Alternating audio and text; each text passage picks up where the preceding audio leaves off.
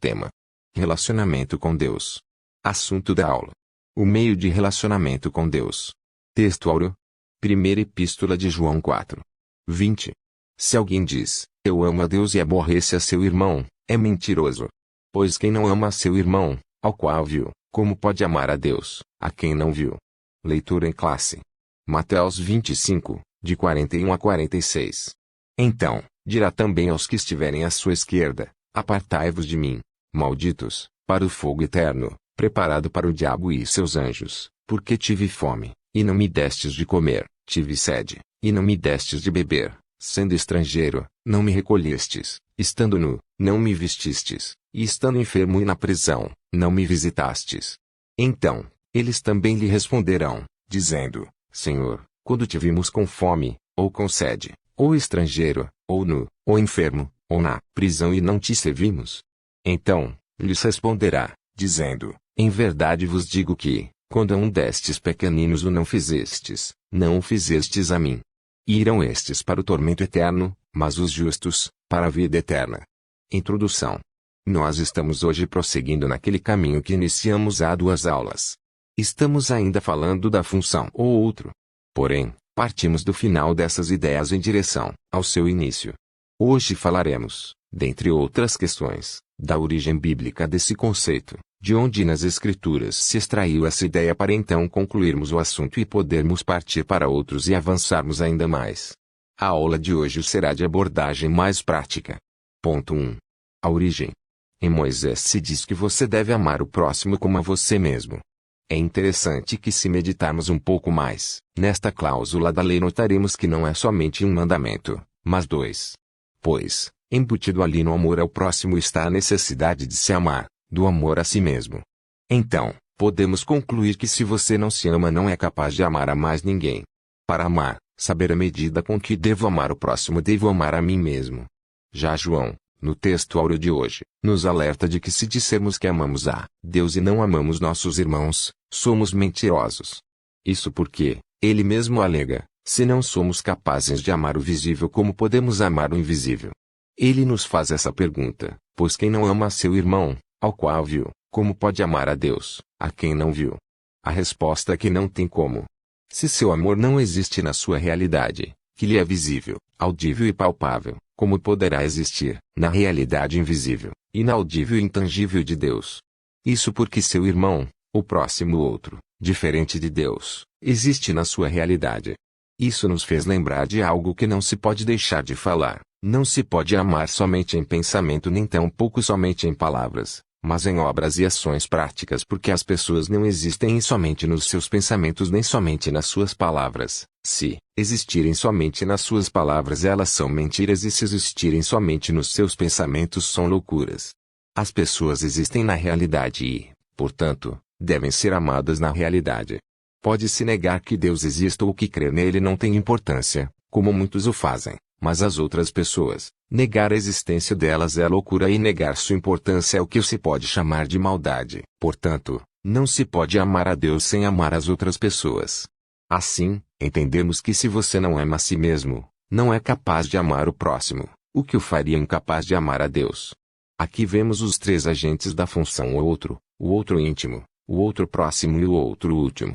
E também notamos que eles são complementares no relacionamento com Deus. Ponto 2. O Deus desconhecido. Das 3 entidades, ou identidades que exercem a função outro, a que mais você conhece é você mesmo, seu eu para si. E se você se conhece e não se ama como você amará aquilo que você não conhece e aquilo que você nem pode conhecer? Aquilo que você não conhece são as outras pessoas e aquilo que você não pode conhecer é a totalidade do que é Deus, sua eterna divindade. Muitas pessoas se veem perdidas de amores por outras pessoas e logo se frustram nas suas amizades e até nas suas relações amorosas ao descobrirem que estavam enganadas com relação a tais pessoas. Isso se dá porque o que elas amam é apenas a ideia que elas têm da pessoa e não exatamente a pessoa em si. E cabe lembrar que muitas vezes a ideia que o sujeito tem das pessoas vem da ideia que ele tem de si. O sujeito está caído de amores por si, mesmo projetado numa coitada de uma moça. Isso é o que normalmente se denomina paixão. No relacionamento com Deus somos chamados a amar a alma das pessoas, a eternidade delas, somos chamados a estarmos tristes pelo fato de que algumas pessoas vão viver uma vida miserável aqui nesse mundo e ainda terão uma eternidade miserável. Isso causa em você alguma tristeza? Se você se odeia, você não é capaz de amar seu semelhante por fim, menos ainda Deus. Portanto, é isso que podemos extrair da junção desses dois versículos bíblicos. Deus é desconhecido mais do que outro próximo é para mim. Ponto 3. Confiança e desconfiança. Vamos esticar um pouquinho esse conceito. Pois, ele pode ser ainda mais abrangente, dado que a relação pessoal abarca diversas áreas da vivência, como, por exemplo, a fé, a confiança. Assim, se você não confia em si mesmo, não confia nos outros, tampouco em Deus.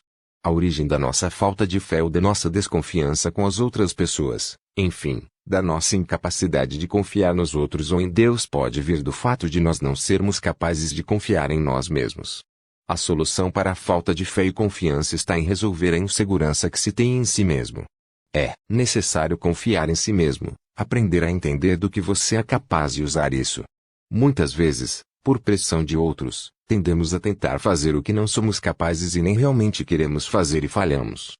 Depois nos sentimos culpados porque falhamos e nos cobramos por isso. E nem nos julgamos a fim de chegarmos à conclusão de que estávamos cobiçosos daquilo que não era para nós. Você quer parar de errar e se culpar por não conseguir o que mais se deseja? Então, pare de querer tanto, pois Cristo mesmo nos ensinou, não andeis ansiosos pela vossa vida. Mateus 6, 25. Essa sensação de incapacidade acaba gerando uma insegurança, uma desconfiança de si mesmo que culminará na desconfiança em relação aos outros e na falta de fé em Deus.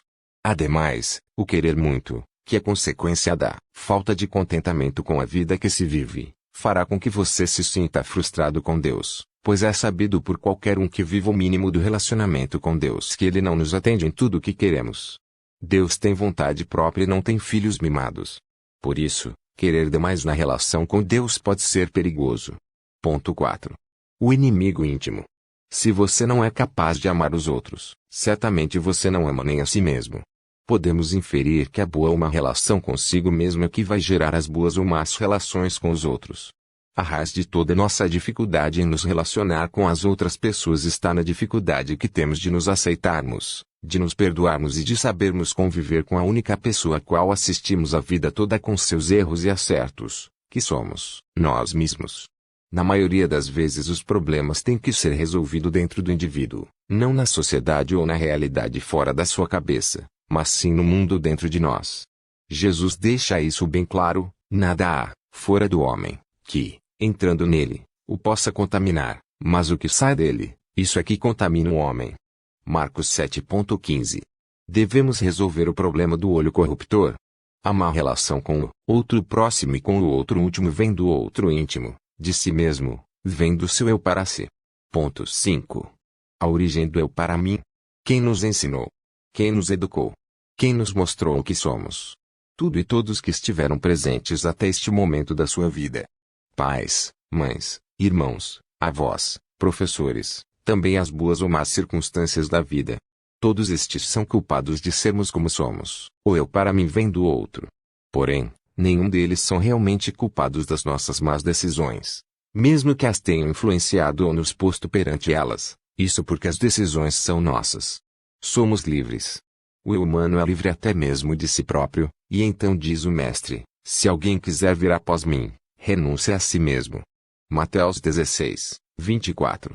Esse si mesmo do qual nos demanda a renúncia ao Senhor não pode ser outro senão o seu eu para si, o meu eu para mim, o outro íntimo, que se forma das culpas, dos medos, dos traumas, das circunstâncias ruins e também obviamente das circunstâncias boas que nos foram infligidas tanto por pessoas boas quanto por aquelas que foram ruins para conosco desde a mais tenra infância até mesmo a idade adulta, sendo que na infância se forma a maior parte dessas concepções de si.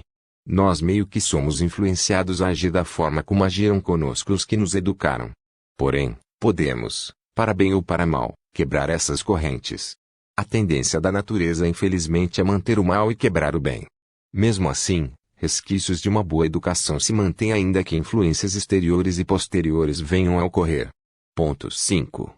Parte A. Fragilidade da realidade. Quando se fala em circunstâncias da vida moldando nosso caráter, deve-se dizer que se nós tivermos bons educadores e indicadores morais que nos ensinem a lidar com dificuldades da vida, estas não nos moldarão negativamente. A forma com que você educa seus filhos farão deles bons mesmo que vivam em circunstâncias desfavoráveis, economicamente por exemplo. Veja que existem muitos filhos de famílias abastadas que acabam se tornando corruptos e a grande maioria dos filhos de classes menos favorecidas se tornam homens de bem. Assim, devemos entender que a realidade, por mais que seja imperativa e implacável para o indivíduo, a mentalidade é o que se sobressai no que tange a comportamentos e a moralidade. Embora a realidade seja imponente, se nos mantermos moralmente incólumes, inalteráveis, podemos driblar as dificuldades sem nos sujarmos com as imundícies desse mundo mau. Filhos nos quais foram administrados uma boa mentalidade através de uma boa educação com bons exemplos em momentos de adversidades dificilmente lançarão fora a moralidade. Ponto 5. Parte B. A descida ao porão. Devemos, portanto, encarar essa criança birrenta, arteira dentro de nós, mas não podemos ir até ela sem um bom argumento, porque ela é dona do nosso mundo, o conhece plenamente e contra-argumentará com propriedade. E o bom argumento é a nova vida em Cristo. Devemos entender que essa criança na verdade é velha, é o velho homem, o velho eu, que precisa ser renovado, e essa renovação se chama arrependimento, mudança de mentalidade, metanoia. O melhor argumento contra o velho eu é a nova vida em Cristo, o perdão de Deus, o amor de Deus. Portanto, cuidado. Não desça sozinho até o porão onde está aquela criança. Vá com o Espírito Santo. Ponto 5. Parte C. Acendendo uma luz.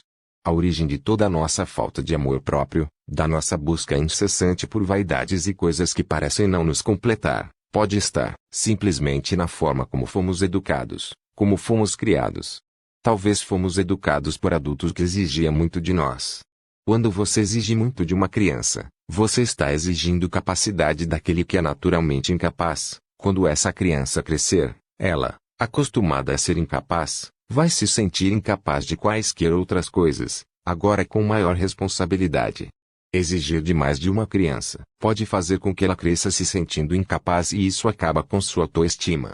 E com o fim da autoestima começa o processo da inveja e da cobiça, que nada mais é do que a preferência por uma fantasia na realidade alheia em vez de encarar a realidade de viver os processos normais para se alcançar determinada coisa. Talvez Adão e Eva exigissem de Caim que ele fosse o que feriria a cabeça da serpente, porém no final ele feriu de morte seu próprio irmão. Outro exemplo observável são pessoas que sofreram rejeição na infância. É bem provável que na vida adulta elas não se sintam bem em lugar nenhum, se sentindo potencialmente rejeitadas por todas as pessoas com as quais elas convivem. Os rejeitados no final terão dificuldade até de se relacionar com Deus. Eles têm dificuldade em oração, em manter um fluxo de oração.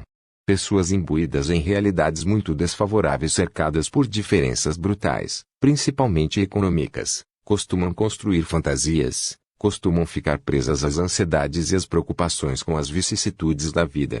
O que vai fazer com que elas tenham dificuldade em se relacionar com a liberdade que as outras pessoas têm em relação a elas, e também com a própria vontade de Deus, porque também Deus tem liberdade em relação a nós. É daí que as igrejas neopentecostais, com suas promessas de prosperidade e bem-estar, se enchem de pessoas que não querem encarar a realidade e alcançar os seus sonhos pelos métodos normais, mas sempre por tentativa de manipular a vontade de Deus através de campanhas intermináveis que sempre envolvem barganhas. Ponto 6. O problema do amor próprio. Já abordamos em aulas passadas que o eu é indefinível, que tudo o que pensamos que somos, que tudo o que usamos para nos definir, pode ser tirado de nós por qualquer má aventura. Jesus nos adverte: a vida de qualquer não consiste na abundância do que possui. Lucas 12:15. O ser humano não sabe o que é e, portanto, passa o resto da sua vida tentando inserir na sua definição disso a realidade ao redor para que esta o defina. Mesmo que para isso ele tenha que destruir a realidade do outro ou até mesmo tomar à força parte dela. Por não sabermos o que somos, desejamos a aparência das coisas, muitas delas já pertencentes a outras pessoas, e então cobiçamos e invejamos. Queremos ser, porém acabamos por nos contentarmos em ter.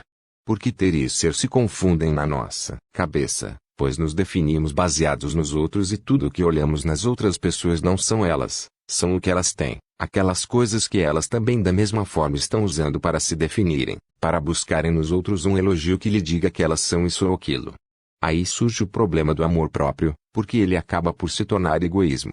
A maior parte das pessoas que dizem se amarem estão amando mais os prazeres e as coisas que conseguem obter e não a si mesmo. O egoísmo não é amor próprio, é um vício em buscar uma satisfação que não pode ser. Querer tudo para se demanda tomar de alguém, é um desprezo às necessidades do outro. A origem desse comportamento está no mesmíssimo lugar daquelas outras questões aqui apresentadas. Alguém não educou o indivíduo de forma a que ele pudesse vencer esse sentimento de autodepreciação que o faz tão inseguro de si, querer tudo para si. Ponto 7. A solução. Ao descobrir que Deus o ama e perdoa, você vai ser impulsionado a se amar, a se perdoar. Então, você vai descobrir onde está o seu eu real, que é a sua alma, quando você vir sendo alvo do amor de Deus. A partir daí você vai saber o que é amar a si mesmo, o que de fato seja amor próprio. Ao ver Deus desprezando toda a realidade ao seu redor que você anda estragando com o seu pecado, você entende o que não é a sua alma, você passa a amar o que sobra e aceita de Deus o único presente que sua alma cansada quer receber, a vida eterna. Amar de verdade é privilégio dos salvos. Somente aqueles que vão morar no céu, aqueles que têm consciência da vida eterna, é que são capazes de se amar, de amar o que eles são eternamente, a ponto de desprenderem-se de todas as coisas que possam estar impedindo a travessa do mar da vida para a eternidade. Porque o que você é o que você é eternamente, sua alma ela não tem cor, ela não se veste, ela não tem bolsos, nem carteiras, não anda de carro, não tem conta no banco, ela é vazia de todas estas coisas, mas se torna plena, se tiver a maior riqueza de todas, a fé no amor de Deus. Ponto 8. O meio. Isso abrirá caminho para que o crente ame o outro próximo e através deste ele possa mostrar seu amor a Deus. Não há nada que você possa fazer para Deus que o alcance. O nosso bem é pequeno demais para Deus e ele já está suficientemente abastecido de todo o bem. Todas as coisas que fazemos em prol do reino não é para outra coisa senão para o bem eterno do outro próximo. Isso é como se as outras pessoas fossem meios para demonstrarmos nosso amor a Deus. Evangelizar, pregar, ensinar, dar dízimos e ofertas, nenhuma dessas coisas é para Deus, nenhum desses bens lhe serve de alguma coisa. Isso tudo é para as pessoas, para as almas alcançarem a eternidade. Assim entendemos que fazer o bem não salva ninguém, mas não fazê-lo significa que você não é um salvo. O texto de Mateus 25:41 em diante mostra claramente a condição dos perdidos. Eles nunca estenderam as mãos para os necessitados e portanto nunca tiveram relacionamento real com Deus. Conclusão. De tudo que estudamos aqui hoje é que não existe um bom relacionamento com Deus que não seja concomitante com um bom relacionamento com as outras pessoas. Que não existe bom relacionamento com as pessoas onde não há bom relacionamento consigo mesmo. E o mais interessante disso é que a cura para essa condição cíclica na maldade humana está exatamente no